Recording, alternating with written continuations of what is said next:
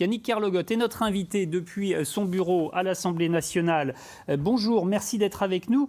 Vous faites des propositions pour sécuriser cet enseignement immersif des langues régionales, pour rassurer aussi les parents, les associations qui avaient manifesté, on s'en souvient. C'est bien l'esprit de votre démarche ? Absolument, et c'est l'objectif prioritaire. C'est vrai qu'hier, en présence du ministre de l'Éducation, nous avons insisté auprès du Premier ministre pour faire part de cette inquiétude qu'il convient d'apaiser et de le faire, je dirais, très rapidement dès la rentrée scolaire prochaine.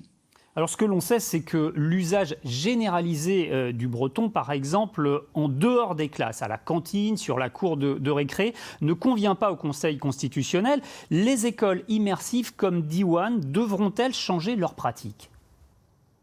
Ce que nous avons retenu des 60 auditions que nous avons effectuées, c'est près de 150 personnes entendues, c'est qu'au fond, il y a une plasticité de l'enseignement des langues régionales et en particulier de l'immersion. Et quand on prend le cas breton, la situation est très claire, c'est-à-dire que l'enseignement immersif, donc pour rappeler à nos auditeurs que cela suppose que l'enfant est pris en charge à l'école de la petite section jusqu'au CP dans la langue régionale, eh bien cet enseignement immersif est porté par des écoles privées sous contrat, Diwan.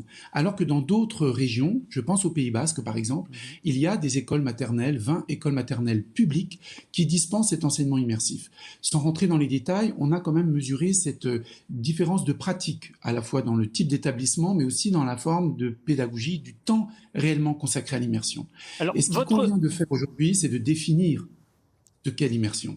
Oui, alors justement, votre orientation, c'est d'inscrire dans des textes que l'immersion est un choix clair et assumé des parents. Un choix, mais encore une fois, pas une règle. Ce serait trop pour l'État ? Pas du tout.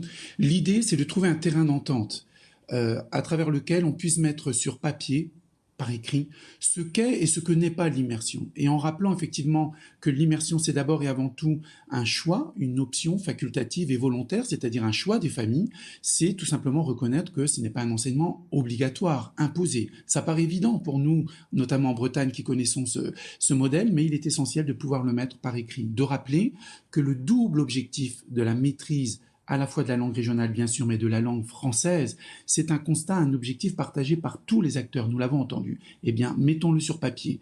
De reconnaître aussi... Sur papier, pardon, des textes, mais pas une loi, encore moins une révision constitutionnelle comme proposé par Paul Molac. Paul Molac dit en substance que vous cherchez peut-être à gagner du temps. Est-ce que vous n'avez pas envie de vous débarrasser de la patate chaude et puis qu'on en reparle peut-être lors d'une prochaine mandature ?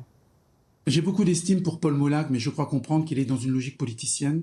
Moi, je suis dans une logique de pragmatisme. Nous voulons, à la rentrée, rassurer. Ça veut donc dire peut-être demander aux associations de reconnaître avec le ministère de l'Éducation, ce que je viens rapidement vous exposer, nous le mettons dans le rapport, de rappeler ce qu'est l'immersion, ce qu'il n'est pas, peut-être rappeler que la langue de communication, elle a des fondations pédagogiques, des motivations pédagogiques et qu'elle est, facultative, elle aussi, c'est un choix qui est fait. Mais au-delà de ça, nous souhaitons, moyennant une circulaire, un texte officiel de l'Éducation nationale, reconnaître que l'immersion, eh bien, on pourrait l'entendre comme une voie, un bilinguisme par immersion. Sans rentrer dans les détails, l'article 312-10 du Code de l'Éducation ne prévoit que 2 fois. Oui. On ne va pas avoir le temps. En tout cas, cette circulaire du ministre de l'Éducation interviendrait peut-être pour la rentrée. Je vous remercie, Yannick Kerlogot, d'avoir accepté notre invitation. Et puis, on peut ajouter aussi que vous proposez la création d'un Conseil national de l'enseignement des langues régionales. Merci encore. Et ce dossier est bien sûr développé sur notre site internet. Vous y retrouverez plusieurs articles sur le sujet de l'enseignement immersif et les réactions du réseau Diwan notamment.